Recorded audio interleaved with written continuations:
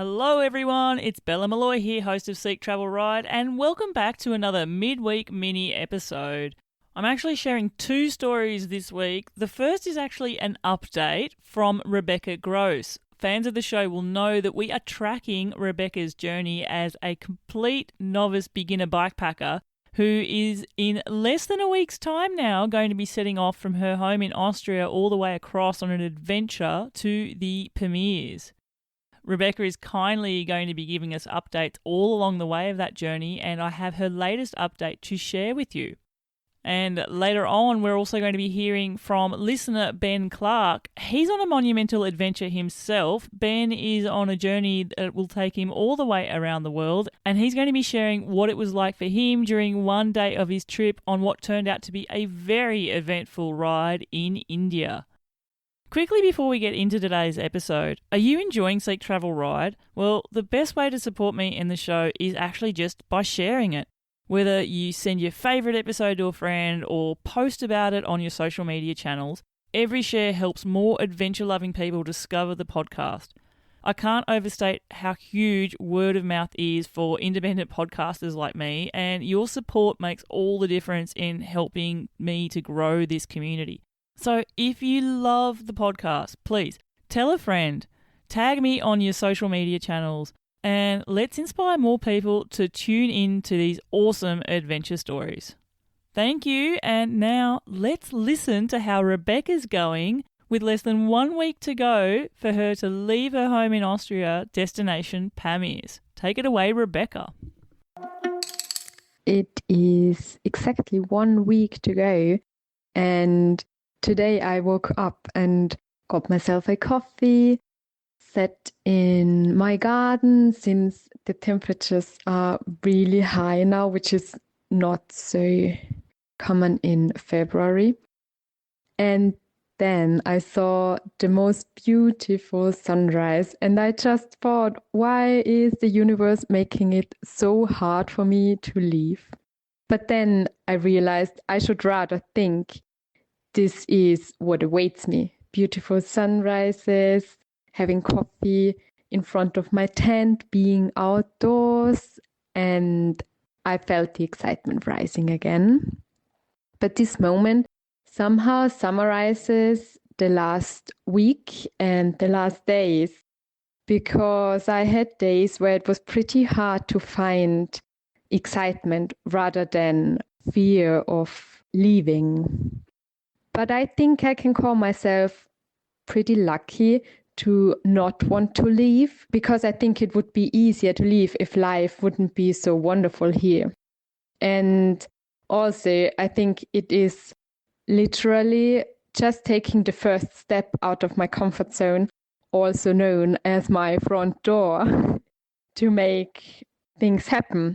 And hopefully the next steps will be easier. The last week, I kept myself pretty busy storing all the things away in the apartment. And probably I got a bit overexcited because I stored the skis and all the sports stuff away like weeks ago, which also made the last weeks harder, because I kind of stored the little things away that bring me joy throughout the year. And then I was just overthinking my decision again. Isn't it enough, these mini adventures which bring me joy all the weekends? But no, I won't regret turning my mini adventures into one big adventure. And then I was fine with not going ski touring or road cycling. And yeah, this was a summary of the last weeks. Today was the big packing day. We laid everything in front of us, and it seemed like a lot of stuff. And I was worried it wouldn't fit in the panniers, because we have 4 panniers, 2 each. But then after some hours, everything was fine, everything was packed, and we are actually ready to go. So now there's just one last week, which will be filled with the last route planning and the last goodbyes to friends, also the last countdowns for work. I just have 2 days left, which does bring me excitement. And Javi is still working the whole week.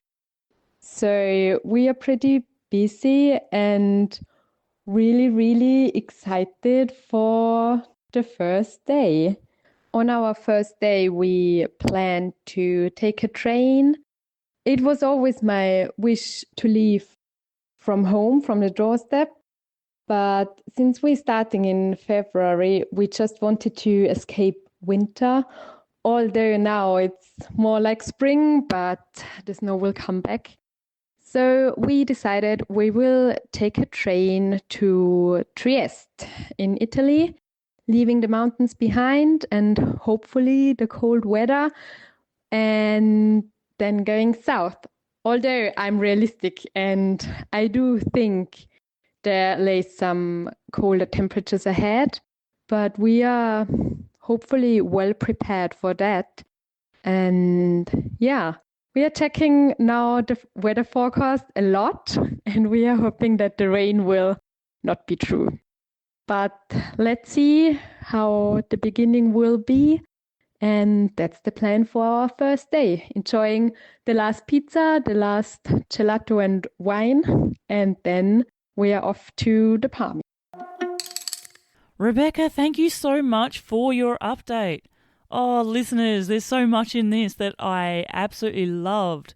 I can totally feel the emotions that Rebecca must be on at the moment. Just that adventure roller coaster of excitement about what's ahead, and also that unease of, oh my gosh, am I making the right decision?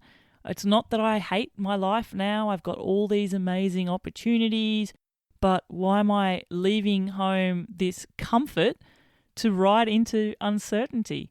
And I guess the crux of that is adventure. Rebecca, you mentioned how packing away all those things that gave you joy on your mini adventure, how it was sort of a bit of a sadness there, but also how you're flipping it to excitement, thinking you're going on a massive adventure. So you have lots of excitement to look forward to, lots of cups of tea in front of the tent, looking at sunrises and sunsets. And I love that you've also already had to be flexible on what that first day of the adventure looks like for you.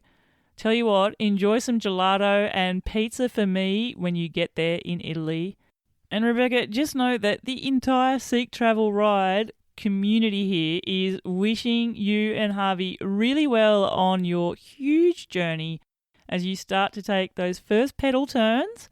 Destination, dreamy mountain landscapes in the Pamirs. Look forward to your next update, and listeners, I will keep you posted on Rebecca's progress. Okay, listeners, now it's time to listen to Ben Clark share what it's been like during one day of his trip. Ben is currently on a ride which will take him all across the world. He left the UK and he's currently in Southeast Asia. And he's going to be sharing a day from his travels while he was riding in India. This was quite an eventful day for Ben, and one that I feel he'll reflect back on many, many years to come. No one tells his story better than the person it happened to themselves, so let's listen to Ben Clark share one day of his journey from India. Take it away, Ben. Hello, my name's Ben Clark. I am cycling 35,000 kilometres around the world. My journey is called World by Bike _UK. I'm on Instagram, Strava, and others. And this is my journey across the world, talking about one particular day on my trip so far. And the day I wanted to talk about was the 17th of November, 2024. On this day, I'd cycled with Malachi Francis, who you've had on the podcast, Sam Bikepacking the World, Elliot Simcox, and Josh, who had joined us to do the triangle from New Delhi to Agra to Jaipur. We'd planned to basically ride from Agra to see the Taj Mahal all the way to Jaipur. On this particular day, we were all riding to Jaipur. And although it's mainly flat in India, at least where we were, they do have a lot of tuk tuks on the roads, on the motorways, which we were riding on. And it is also possible to latch on to the back of the Tuk Tuks and let them drag you along the roads. It's really fun. I kind of would recommend it as a short thing, but it's very easy to get carried away. And we'd all spent a lot of time on the back of the Tuk Tuks being carried along, which was fun. And then basically I started doing it more and more to the point that it started to get a bit dangerous. But of course, when you do these things, you become desensitized to it. My confidence with doing it became better and better every day, to the point that I was holding on to the back of a tuk-tuk and got up to quite some significant speed, about 45 kilometers an hour, 50 kilometers an hour. And I was getting good at it, to be fair. I wasn't wearing a helmet and I was being pulled along by this tuk-tuk very, very quickly. It got a little bit dangerous and I was like, okay, I need to let go here. So I let go, cycle a little bit more. And by this time, I'm maybe about 20 kilometers ahead of the peloton.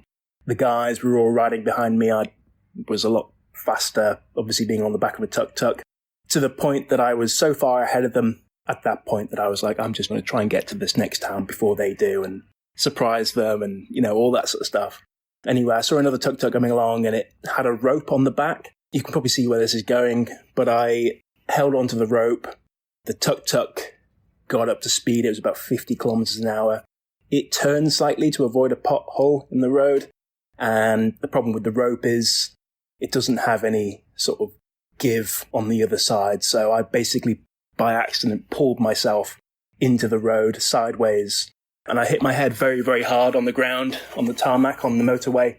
Really, really hurt myself. And probably for about 10 seconds, I was lying on the ground in a concussion. Couldn't get myself up. Couldn't use my arms or my legs to get me up. Kind of like being a fish out of water. It was very, very weird. I think it's called cortical shock or convulsive concussion. I was still in a lot of pain. Blood all over my face, my shoulders, super intense whiplash in my shoulders and my neck. I'm basically just lying on the ground. I basically waited around for what felt an eternity. And I had about 100 Indians gathered around me, just watching me bleeding out on the road. I did have a helpful guy come up to me and offer some support and got me out of the road and looked after my bike and managed the traffic and then managed the scene. He also called an ambulance for me. An ambulance came. I was able to put my bike in the back. I was completely out of it at this point. I couldn't make sense of what had just happened, and it was pretty horrific. Ambulance takes me to hospital. Bumpy roads in the ambulance all the way. Not a good experience. Go to the hospital. They gave me some painkiller via injection, which really helped for a little bit, and some medication. And then I got back on my bike, which was actually not bad. There was no damage. Weirdly, I'd taken the majority of the damage in my head, and my shoulders and my knees and my legs and everything else. So there was no damage to the bike, but I rode then from the hospital to the hotel where I'd met up with the guys. So they'd got to the hotel before me, damn them. But I basically turned up looking like The Walking Dead. I was in a lot of pain. And I think, realistically, there was a high chance I could have died that day.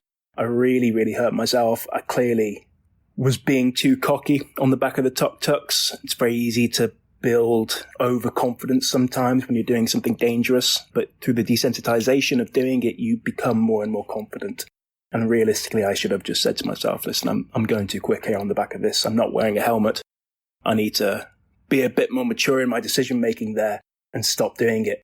But I didn't, because I was being too cocky on the back of the tuk-tuk, and that's ultimately what led to me falling off. And so I also wasn't wearing a helmet, and this is a big issue, and I think for a lot of bike tourers as well, there's lots of benefits to kind of not wearing a helmet sometimes. And that's obviously if you're climbing and you don't want the sweat dripping down your face, but when I look at it in reality, not wearing a helmet is so ridiculous, and not wearing one now actually kind of makes me feel sick. To think that I would ride my bike ever again without a helmet is vomit-inducing for me. The worst-case scenario that could have happened that day is that I died. That would be the trip over. Or at least be significantly disabled for the rest of my life with spinal or head trauma. And I'm very, very fortunate not to have died that day or be in a wheelchair for the rest of my life. I think wearing a helmet is one of the most important things. I know that now. I kind of knew it before the crash as well, but Like I said, there's reasons for not doing it sometimes, but now I would never ride my bike without a helmet. The crash also taught me a really good lesson that if I'm ever doing something dangerous or that could be considered as dangerous, just to stop and think whether what I am actually doing is too much. If I've created a bias in my head that what I'm doing is safe, then I need to just stop and just sort of try and think about what I'm actually doing. And that could be coming down a mountain bike trail on my bike, going really quickly, or, I don't know, riding in the snow. I need to stop and just think, is this safe? Could this end the trip? Could this be really dangerous? And I guess I would like to say with this podcast that for anybody that is bike touring or bike packing currently, it's absolutely so important that you wear a helmet, because we don't plan for accidents. We don't know when they're going to happen. But being the best prepared that you can be by protecting your head is obviously the best thing to do. And now I wear my helmet every day. Even just riding to the shops, got it on. Not worth taking the risk. And that was my day in the life cycling in India. Thanks for having me on the podcast, Bella. And also thank you for your continued work in giving bike tourers a voice. Ben, whoa, what can I say? You had some luck on your side on this day, and I can't actually place myself in your shoes there knowing what that felt like. I've come off my bike before and actually been concussed, and I sort of know what that feeling's like, but in the moment, I just couldn't put myself in your shoes. I'm really thankful that this didn't turn out worse for you, and I think you've raised some really, really good points, especially about complacency and the idea that as you get better about something or doing something, you sort of desensitize yourself to actually what it is that you're doing and what the consequences of doing that could be. Something else I've actually thought about there, even beyond the idea of wearing a helmet all the time in these countries, is also the notion of what happens when bad stuff occurs, and especially in a case where you're in an accident and you need to go to a hospital. It sounded pretty chaotic there for you, and probably mixed in with quite a lot of pain and being concussed, possibly a lot of uncertainty and shock. It's also struck me about travel insurance. I know that it's something that long-term bike travelers sometimes struggle with to get themselves, and I do wonder about when these type of incidents occur on the road, you sort of think about these scenarios in your mind. When you look back on it, all from wanting to go a little bit faster, get some free speed by a tuk tuk. As you say, there's an element where everything's all fun until it's not, and this was certainly the case for you. I'm really glad that you haven't sustained a serious injury and that you seemingly have recovered from your concussion, and I wish you a very safe rest of your journey as you continue riding your way around the world. Okay, listeners, it's that part of the show where I get to say a huge, big, massive thank you to you, my superfans, for being absolute dead set legends and buying me a coffee. I have actually been bought a couple of coffees by someone. That's right, there's two people here who have bought me coffees anonymously. Of course, I am forever thankful for those of you who do this. Part of me feels a little bit sad because I can't name you individually, but just know that I am super thankful for the brews that you have been giving me. I'd also like to give a shout out to Kurt Werby. Kurt says, first off, cheers for 2 years. Thanks, Kurt. I have just recently celebrated 2 years of Seek Travel Ride, so thanks for that. And then he says, now, thank you for creating and growing this community and allowing all of us to be a part of it. I think your podcast has something bigger than people sharing their stories and adventures across the globe. The episodes I enjoy the most are the guests who open up and allow themselves to show their vulnerability and talk about the challenges on the road. You and Seek Travel Ride have become a part of my daily life, and I really enjoy learning from everyone you speak to. And you've also made a big difference in my life and have given me the inspiration, motivation, and kick in the ass to head out on my bike to the Atlas Mountains in Morocco this October to explore and learn a new culture and people. And for that, I am truly grateful. Thank you from the bottom of my heart. Well, Kurt, when I had this message come through, it gave me a bit of a moment and a pause and reflection to think about just what tuning in has done for you personally. And then I got to thinking, I wonder how many others have tuned in, listened to guest stories, and also started plotting out their own adventures as well. It's something that didn't necessarily occur to me when I first started the show over 2 years ago now. But this message was a reminder that I needed to read, especially the day that I saw it as well. Listeners, I'd also like to say, as I have done with Rebecca at the start of this show, I've since reached out to Kurt, and he has also agreed to do something similar, and I will be sharing updates from Kurt before, during and after for this huge trip he's going to be taking in the Atlas Mountains in Morocco this October. Now, if you too would like to be like Kurt and those magnanimous, awesome, generous someones out there, you can support the show and also buy me a coffee. I've got the link to my Buy Me a Coffee page in the show notes, or otherwise just head to buymeacoffee.com/Seek Travel Ride. Hit me up with some virtual coffees, and most importantly, let me know what it is that you absolutely love about the show. And until the next episode, I'm Bella Malloy. Thanks for listening.